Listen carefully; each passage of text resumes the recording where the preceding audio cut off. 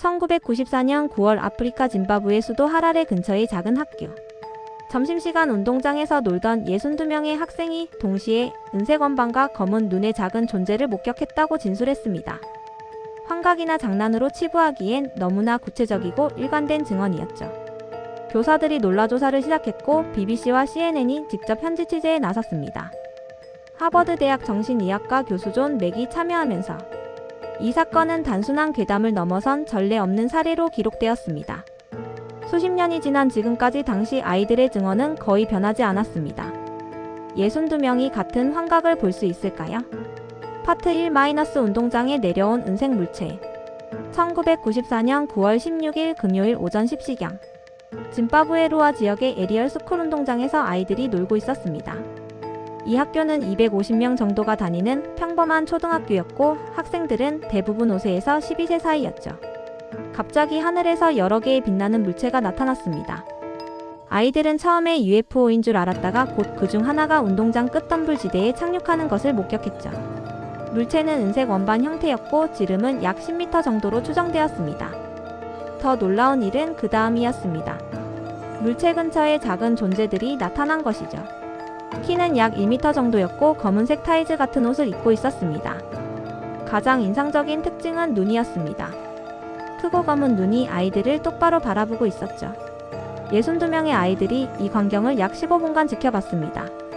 일부는 겁을 먹고 교실로 뛰어갔고 일부는 호기심에 더 가까이 다가가려 했습니다. 그러다 물체가 갑자기 빠르게 상승하며 사라졌죠.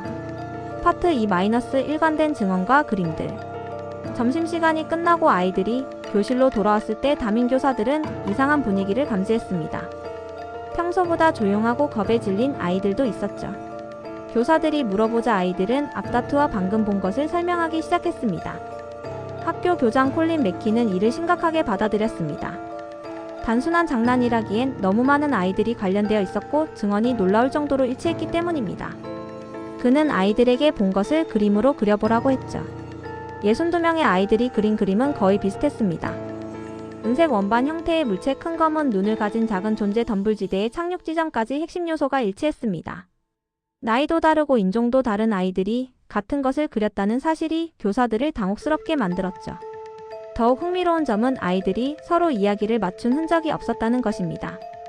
개별적으로 인터뷰했을 때도 증언은 거의 동일했고 세부 사항까지 일치했습니다.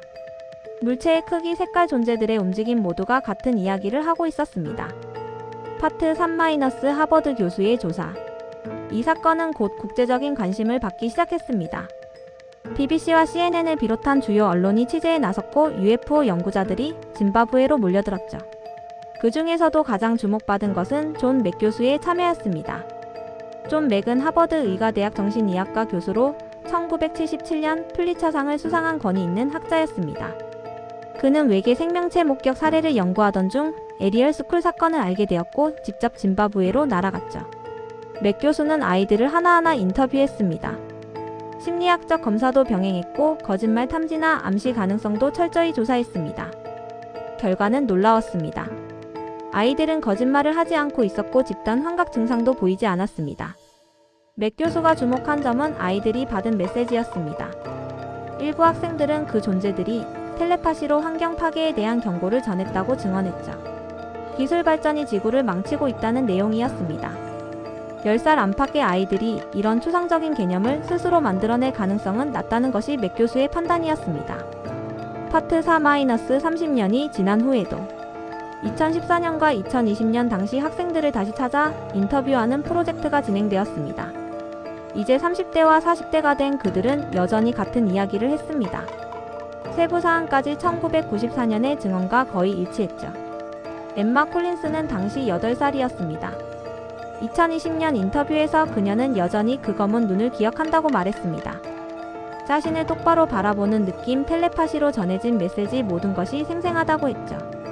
프란시스 차사라도 마찬가지였습니다. 그는 의사가 되었지만 그날의 경험만큼은 절대 잊을 수 없다고 증언했습니다. 심리학자들은 이 일관성에 주목했습니다. 일반적으로 어린 시절의 기억은 시간이 지나면서 왜곡되거나 과장됩니다. 특히 30년이라는 긴 시간이 흐르면 기억은 크게 변하죠.